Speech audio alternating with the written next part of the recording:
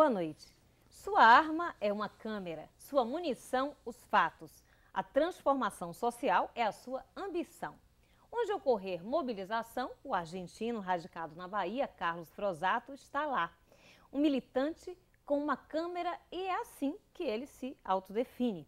Nós vamos conversar no Perfil Opinião de hoje com o cineasta, escritor, teatrólogo, poeta Carlos Frozato. Boa noite, Carlos. Boa noite, Deni. É um prazer ter você aqui com a gente, né? Mais uma vez aqui na TVE, para a gente conversar. Prazer é meu, né? Sempre. Pois é. Carlos, a gente faz um programa aqui que é o Perfil e Opinião e é assim que a gente quer começar com o seu perfil mesmo, né? Saber um pouco mais, né, da sua origem. A gente falou que você nasceu na Argentina. Hoje você tem pouco sotaque, vamos dizer assim, argentino. Obrigado. De tanto que se apropriou da nossa língua. Eu tento ainda, né? Não é fácil. Mas fala muitíssimo bem português, né? E a gente vai saber dessa trajetória aqui também. Mas eu quero que você conte um pouco da sua história mesmo, a começar pelos seus pais, irmãos, em que local na Argentina você nasceu e essas influências que vieram a formar, né, o cineasta, escritor Carlos Frozato. Bom, eu, como você falou, nasci na Argentina, em Buenos Aires. Meu pai é italiano. Ele chegou muito novinho, com 3, 4 anos na Argentina, como a grande parte dessa Argentina, né? Povoada por imigrantes, né? Espanhóis, italianos, poloneses, árabes, judeus, né? E, bom, e aí meu pai, minha mãe é argentina, descendente de italianos e galegos, né? Artista plástica, fotógrafa. Meu pai é músico de cinema, de teatro, dramaturgo, roteirista.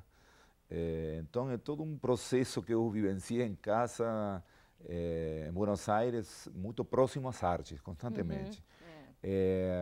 E bom, aí eu fui me nutrindo de tudo isso até que em determinado momento eu já trabalhava, tinha iniciado meu trabalho em teatro, em cinema, algumas produções do grande cinema lá, de cinema industrial na Argentina. Isso com quantos anos mais ou menos? Não, isso já nos início dos 20, por aí, né? Eu mais ou menos por aí, isso, mais ou menos em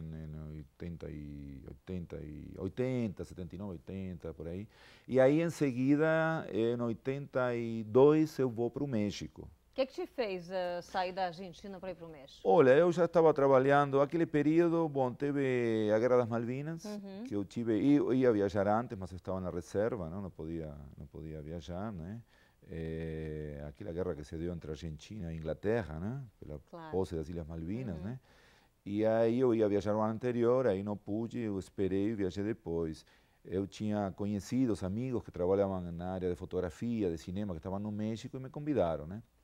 E aí eu decidi sair, era um período que na Argentina, é decir, era um processo que não me estimulava muito a trabalhar e eu queria colocar em prática o que sempre tinha feito durante minha adolescência, até minha infância, que era estudar outros países e pesquisar mapas e viajando em imaginação. E eu já tinha uma experiência prévia na Argentina de ter viajado de carona.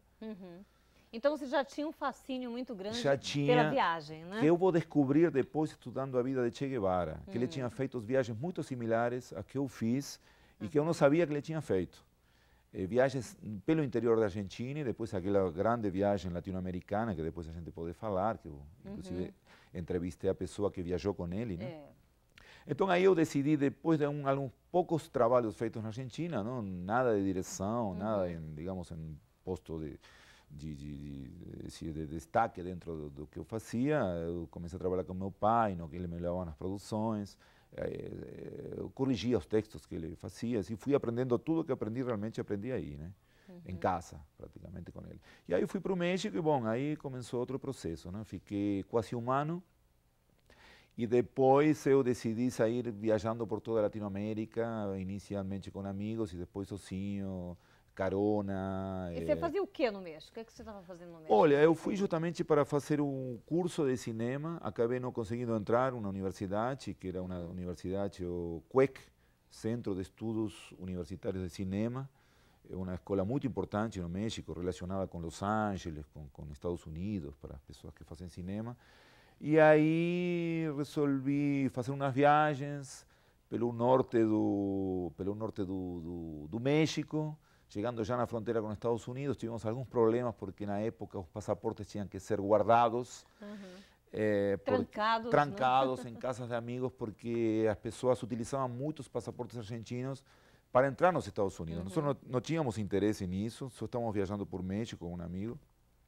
E bom, esse foi o fato que providenciou que eu conhecesse Latinoamérica, porque fui deportado do México para Guatemala, porque não estávamos com o passaporte em mãos, lá no norte do México. Então fomos para DF, que é a capital, e de aí, bom, estávamos com visas vencidas e não sei o que, fomos para fora e foi fantástico, porque eu agradeço. Como tem momentos, né, na vida da gente em que ocorrem situações em que, naquele momento, a gente fica assim constrangido, fica até triste muitas vezes, né, achando que foi um fato ruim, mas porque a gente não tem essa visão distanciada no futuro para ver o que, que vai acontecer e o que é que a gente vai colher de frutos daquilo dali. Não, né? Um tema que sempre me interessou foi justamente a migração, não? Tema que é muito candente hoje, não? Inclusive com países europeus, Brasil e outros países sofrem isso, não? As entradas dos latino-americanos na Europa.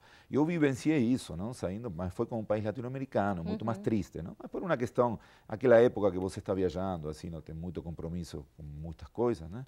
Mas eu agradeço às autoridades mexicanas tudo que eu faço hoje. Então eu faria um monumento àqueles agentes de imigração, porque graças a isso que percorri toda a Latinoamérica durante a década de 80. E quase toda a década de 80, quase na toda. realidade, né? Eu voltei à Argentina em 86, estive um ano aproximadamente, voltei a sair em 87, já pelo lado do Brasil. Eu passei por aqui, fui para a Guiana Francesa, aí fui para o Caribe, trabalhando em navios, vendendo livros que não eram meus na época. Na Guatemala, por exemplo, vendia livros. Mas você já escrevia, né, nesse período Escrevia também? tudo, mas não tinha publicado nada. Só começo a fazer tudo isso, é decir, a condensar e a solidificar e a dar uma presença concreta a toda essa minha viagem aqui, na Bahia, quando eu chego e faço curso de teatro. Isso em 89? 89 a 93 eu faço um curso de teatro na UFBA. O que te levou assim a optar em fazer um curso aqui de teatro? Olha, eu via muito falar na Bahia viajando. Encontrava gente viajando, que é um mundo completamente, é decir, bastante dinâmico, né? De você conhecer pessoas de várias origens constantemente, porque não é aquela viagem de você chegar num hotel e viajar de avião, não. É outro compromisso com o tempo, né? Porque você na terra mesmo. Sim, né? você chegava num país e não sabia nem quanto tempo ia ficar. Eu ficava na Colômbia, fiquei quase um ano. Ou seja, seria para aquilo que estivesse ocorrendo naquele momento. Isso, eu acho que eu já vinha me nutrindo disso para depois fazer o que faço depois. Porque esses filmes e documentários que estou fazendo em Latinoamérica tem muito a ver com essa viagem. É como que eu estou voltando àqueles lugares onde eu estive com outra personagem, e voltando agora como um documentarista, inserido na temática social. Mas você já tinha, digamos assim, essa visão crítica naquele momento, ao visitar cada um desses países assim na América Latina, do que estava ocorrendo historicamente, politicamente? Você já imaginava fazer alguma coisa com isso, Carlos? Olha, aos poucos. Eu tinha mais um conhecimento, meu interesse era mais histórico, arqueológico, antropológico, era o conhecimento das culturas. A questão política ia sendo tocada tangencialmente. Claro que naquele período era o período áureo, digamos, das guerrilhas em Latinoamérica, tinha muitas em vários países, eu não me inseri em nenhuma delas, mas eu passei lateralmente muitas, especialmente na América Central, eu vivenciei isso transitando pelas estradas, praticamente momentos bélicos, né, que a gente passava, e conheci pessoas que estavam inseridas nisso, e a partir daí comecei a me interessar pelo assunto, não? No Peru também, em vários países eu tive essa possibilidade de conhecer pessoas que estavam inseridas nesses processos que eu chamo de libertação latino-americana, e o que eu acabei fazendo depois, não? Como um filme sobre Che Guevara, esse último de Marighella, que a gente vai comentar depois. Eu acho que minha universidade, além de ter feito, claro, a Universidade Federal da Bahia em teatro, já estava feita anteriormente, não? Claro. Que eu só fui colocar no papel e na tela posteriormente, né? Foi a vida, na realidade, né, que estava ali te formando, né? E essas oportunidades que você teve, assim, a chance de vivenciar através dessas viagens bem diferentes, né? assim, através com mochila, de ônibus, enfim, vivendo nesses locais, vivenciando de fato a Sim, cultura claro. de cada um desses locais. Que eu faria amanhã, se pudesse de novo. Eu também. Então, vamos lá. Pois é. Então, quando você chega aqui na Bahia, por que você resolve realmente se estabelecer durante um período, fazer faculdade e tudo isso? Não, bom, o tema da faculdade era mais para oficializar um trabalho que eu já vinha fazendo. Tanto é que eu cumpri meu período lá, cumpri todas, não tive muitas faltas, mas eu, ao mesmo tempo, já comecei a trabalhar, me relacionar com o mundo do teatro daqui, fiz assistências de diretores importantes daqui, participei de muitas peças, acabei fazendo muitos trabalhos em teatro durante a década de 90, digamos, todos os 90 me dediquei mais a isso. E, ao mesmo tempo, começavam aqueles problemas políticos que já havia, claro, mas teve um fato que foram os 500 anos do Brasil, lá em Coroa Vermelha, né, perto de Porto Seguro, que eu considero um pouquinho uma mudança de meu trabalho. E não? por quê, Carlos? Porque eu presenciei aquela repressão que houve do governo federal, do governo local, inclusive, contra as manifestações de protesto que houve contra a comemoração dos 500 anos. Tinha gente que achava, eu inclusive acho também, que não havia muito para comemorar, né? Aconteceu mesmo no ano 92 em Latinoamérica como um todo, né? com a comemoração dos 500 anos da América, digamos. Né? E, bom, aí eu estava lá, estava fazendo fotografias, fiz fotos que depois estão aí num livrinho daquela repressão que houve, aqueles protestos. E isso aí me levou a conhecer muita gente ligada ao ambiente político aqui que eu não conhecia. Eu vou aproveitar e mostrar logo esse livro aqui, né? Vamos falar a respeito dele, né? Aproveitando aqui a oportunidade que a gente tem muita coisa para mostrar. Então, aí é uma foto justamente de um indígena patajão, Jajanjai, que se colocou bem na frente do batalhão de Jô, que tem uma foto posterior que está dentro do livro, onde ele coloca o arco e flecha e aponta para o... Vou procurar aqui. Tem várias aí, porque são fotos daqueles dias.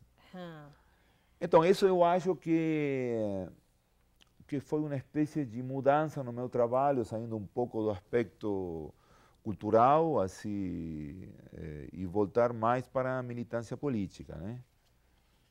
Tem Sim, essa aí essa também. fotografia aqui que eu vou mostrar agora, foi a que eu achei primeiro, né? Ok, aqui a gente já está... Deu direitinho, né? Opa, dá para a gente ter uma ideia exata, perfeito, assim, um quadro é fantástico. né? Da tá fotografia, melhor que a foto, exatamente. Carlos, sim. É isso aí. Sim, então a partir desse momento...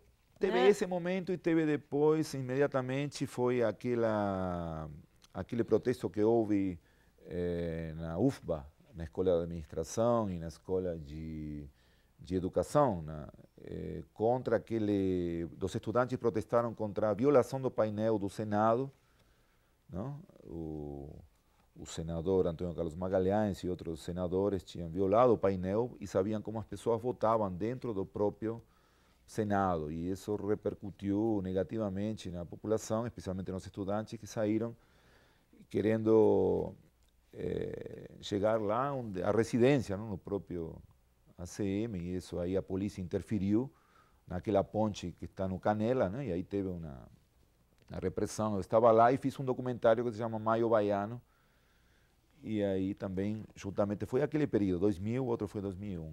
Pois é, eu quero saber justamente isso, né? Como é que essas coisas, assim, esses fatos sociais, políticos ocorrendo naquele momento, de que forma você começa a trabalhar cada um desses fatos nos países pelos quais você esteve, ou tematicamente, onde você resolveu, através dos temas que você resolveu abordar, né? A começar por esse maio aqui na Bahia. O Maio Baiano bom, eu chamei de Maio Baiano, que depois foi um título que foi até utilizado. As pessoas falam 16 de maio, porque foi 16 de maio de 2001, mas também falam em Maio Baiano, que eu tomei o nome do Maio francês, né, de 68, mas parece que o nome vingou.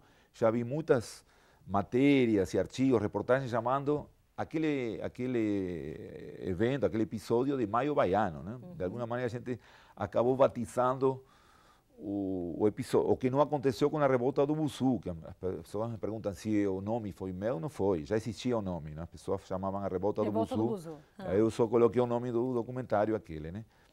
Então aí é muito, tem uma certa liberdade, como uma certa maneira de afrontar aqueles episódios, uma liberdade já proposta de não ter digamos, patrocinador exclusivo do tema. Por exemplo, esse estudante foi feito praticamente sem nada, né? Não teve praticamente apoio financeiro nenhum, porque eu queria justamente respeitar o espírito do que estava acontecendo, né?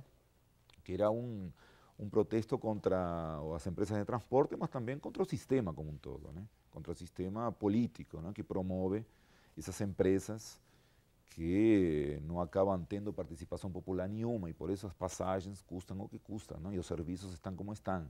Né? Ruins, né? Como sempre. Péssimos. Péssimos. Então, esse tipo de trabalho que a gente faz, a gente tenta dar uma opinião sobre o que está acontecendo dessa maneira, fazendo esse tipo de trabalhos assim, dessa maneira, né?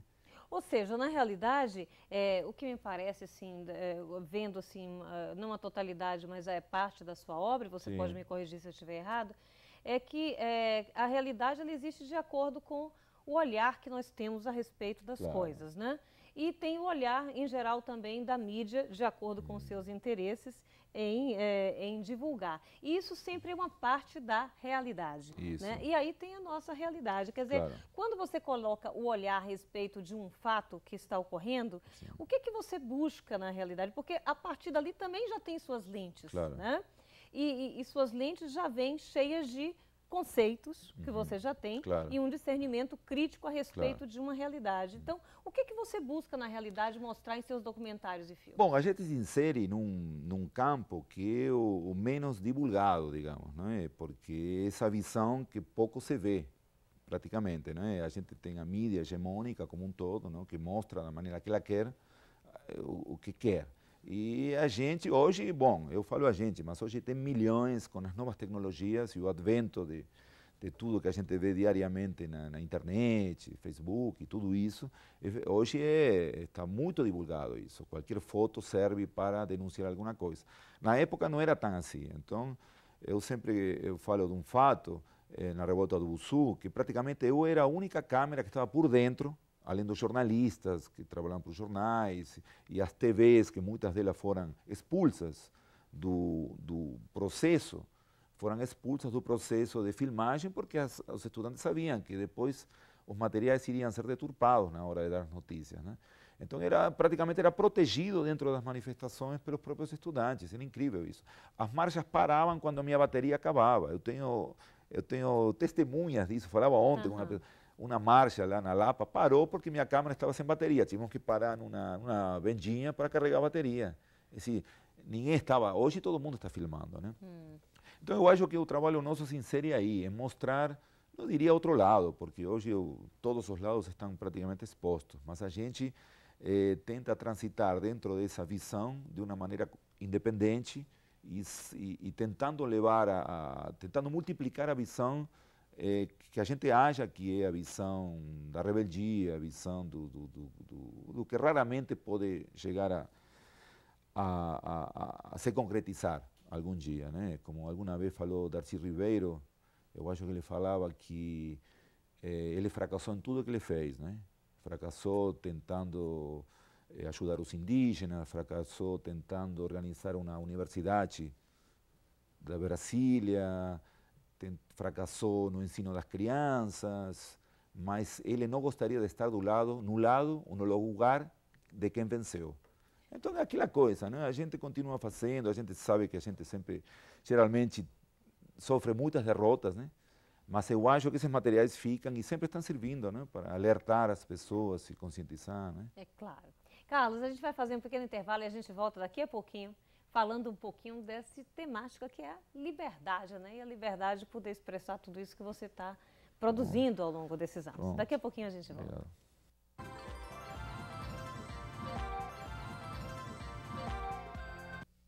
No Perfil Opinião de hoje, a gente está tendo aqui o prazer de receber o cineasta, né, escritor, poeta, Carlos Prosato, teatrólogo também, que são tantas as suas habilidades, né, Carlos? Teatrólogo está um pouco... Pois é, a gente estava falando um pouco também, e nós falamos no bloco anterior a respeito de alguns filmes já e até livros também do Carlos, e eu quero aproveitar para a gente mostrar esse aqui, que foi o Maio Baiano, que a gente esteve comentando também no bloco anterior, né? E um outro assunto, Carlos, que eu acho que as pessoas têm uma curiosidade muito grande, né, de saber, essa liberdade, ela tem um preço, né? E também você conquistou, né, através, assim, falar sobre isso, né? O preço basicamente é ser pobre, né? É decir, não ter muitas possibilidades financeiras de colocar, que concretizar certos desejos de promover alguns filmes diferentes. Mas nessa linha, juntando tudo, dá para levar, porque tem uma proposta de distribuição um tanto diferente do que muitas pessoas que trabalham na área trabalham com editais e com como é que você projetos. justamente consegue isso, né? Produzir, né? E distribuir esses filmes e preservar essa liberdade temática que você tem dedicado sua vida, na realidade. Basicamente, tem tudo a ver com essa viagem que a gente estava falando antes. Sim. Essa viagem dos anos 80, ou até as viagens prévias que eu fiz nos finais dos 70, dentro da Argentina, tem tudo a ver com essa mecânica de distribuição dos materiais, porque eu trabalho muito desde a chegada do DVD, eu acho que isso facilitou muito. Antigamente eu viajava com sacolas cheias de VHS, não? E eu vendia, é decir, eu praticamente viajo esse país, inclusive outros fazendo os documentários, e apresento materiais, não? Por exemplo, eu faço essas pontes. Eu estou no Chile, eu mostro materiais da Bolívia, mostro materiais feitos na Argentina, feitos na Bahia, e vice-versa. Então, nessas apresentações, eu coloco esses materiais, ficam à venda com alguém que toma conta lá da organização, eu mesmo. E isso é muito engraçado, porque muitas vezes as pessoas chegam e veem minha mesa e dizem: eu já vi os filmes de Carlos Pronsato, você conhece Carlos Pronsato? Então, me perguntam, né? Porque acham engraçado, né? A própria pessoa que produz esses materiais está lá vendendo esses materiais. Então, é uma coisa que acontece muito na música, não? Com muitos músicos independentes, assim, e pessoas que também tentam sair dos atravessadores, não? Tem propostas, inclusive, até o Lobão e outras pessoas aqui, eu acho que até o Luiz Caldas faz um pouco isso também, né? Então, tem a ver com essa liberdade, com essa tentativa de ter autonomia, ser autogestionário, né? No que se faz, desde a produção até a distribuição. É decir, você escolhe a ideia, você escolhe a maneira como faz, você escolhe os seus próprios entrevistados, você recorta o material, que tem que ter um recorte, né, finalmente, e você sai, você vende. Agora mesmo no Rio Mais 20, que temos o evento da Cúpula dos Povos, participando lá também, né? eu viajei, além de estar convidado para apresentar 2 filmes, apresentamos o Marighella na Guerxes e outro, a Bolívia Guerra da Água, num evento que era um evento mais ambientalista, né? Eu levei 500 mídias dessas aí, 500, que hoje entram numa malinha assim pequena.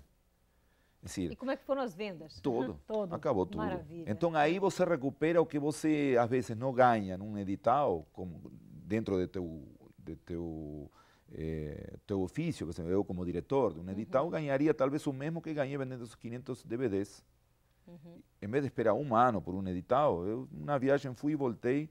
Agora, desde que voltei até hoje, não teve mais nada, entendeu? Estou esperando. Tá, mas uma coisa teve. Eu sei que você lá no Rio Mais 20 estava lá com sua câmera na mão, né? Quais foram os fatos que você pôde e se interessou em registrar? Eu me dediquei mais a trabalhar o tema do Belo Monte, que é um tema que me interessa, né? Porque o tema de hidrelétrica. Eu trabalhei esses temas em outros filmes, no Chile, por exemplo, com os mapuches, o que você tem na mão aí, que é um povo indígena chileno, argentino, mas eu trabalhei do lado chileno, que é um povo que até hoje se resiste à imposição do Estado, né, da destruição da identidade mapuche. Eles lutam contra a instalação de hidrelétricas, mineradoras e muitas outras transnacionais, né? E, bom, isso aí um pouco representa o que seria Belo Monte aqui, né? As grandes empresas que estão entrando no Chile, eles são os grandes resistentes a isso. E muitas comunidades apoiam, estudantes, professores, tem muita gente, militância política, inclusive, E então aí me dediquei mais a registrar alguns depoimentos de indígenas, porque me interessa o tema a partir da visão indígena do tema. E além disso, Isso já objetivando assim a um finalização de um trabalho trabalho? futuro, é isso. Ah. Porque eu já tinha feito manifestações em Brasília com o Raoni e outras personalidades, então eu vou juntando materiais. É decir, o trabalho nosso, eu falo nosso meu, não sei se nosso, tem outras pessoas que fazem também em coletivos, que eu conheço mais como coletivo. O que eu faço é mais feito por aí em grupos. Sim. É, decir, é raro você encontro na fotografia, por exemplo, pessoas. Aqui tem um fotógrafo chamado Rogério Ferrari, que ele faz muito o que eu faço na fotografia. Ele vai para a Palestina, vai para o povo curdo, viaja ao mundo também, mas com sua câmera e sua especificidade de autogestão também. Então é isso que a gente vai fazendo. E eu registrei, no final da marcha da Cúpula dos Povos, foram 80.000 pessoas nas ruas, a repressão policial, as pessoas que estavam festejando praticamente o final, lá na Cinelândia, frente à Biblioteca Nacional, a polícia limpando a rua no final, polícia mas avançando com os carros hidrantes, e aí no meio tinha um cineasta, que é Octávio Bezerra, que é um cineasta carioca, muito conhecido inclusive aqui na Bahia, por ter feito um filme sobre a Cantina da Lua, né? A Resistência da Lua. A polícia, eles sozinhos enfrentando o batalhão que não avançasse sobre a galera estudantil. Que também e mais uma vez você estava lá em frente. Eu fui lá e nós dois estamos lá na frente. E bom, aí eu acho que bateram na minha câmera, tem alguns problemas na câmera por isso. Bom, são os riscos que a gente tem, né? Que a gente vende DVD para pagar o conserto da câmera.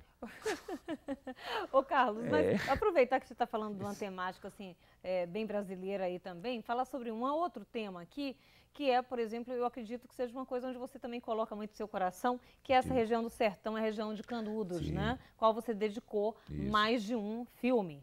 Né? E eu vou mostrar aqui agora e quero que você fale a respeito deles também. Como é que você começou a entrar em contato e se interessar por essa temática? Foi através da UNEB.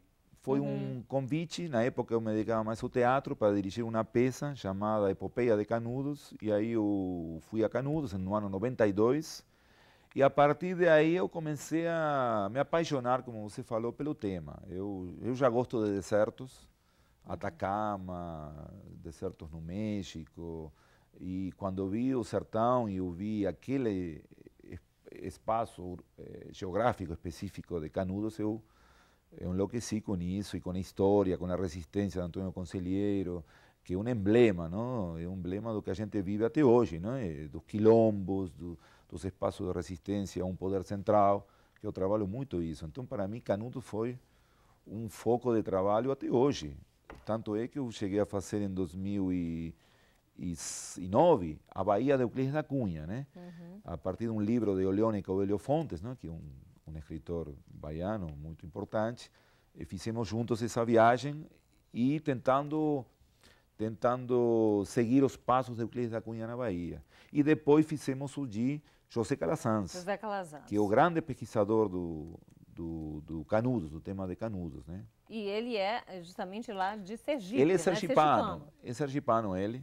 E foi lá que eu fiz o filme, no Núcleo de Produção Digital de Aracaju. E é por isso que você passou um ano lá, fora da Bahia, lá, né? Praticamente um ano, mas eu volto, estou indo sempre.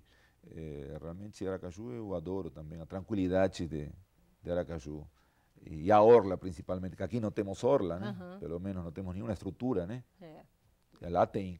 Pois é. E como é que vão surgindo os livros, né? Se não temos orla, digo, temos mar. É verdade, nós temos belíssimo. Um mar. Não temos uma lá estrutura. Não tem. Mas lá tem a estrutura, tem trocar. Pois é, eu acho que pelo menos juntar as duas coisas seria bom, né? Mas o fundamental a gente tem aqui que essa lindíssima natureza, falta estrutura na realidade. Aqui. Vamos aproveitar um pouco e falar a respeito dos seus livros e como é que eles vão nascendo, porque parece que eles vão nascendo praticamente junto, né, com as temáticas que você vem abordando nos seus filmes também. Sim, toda aquela viagem por vários países daquele período, eu sempre escrevi, guardei material. Alguns desses materiais viram a luz posteriormente, outros não.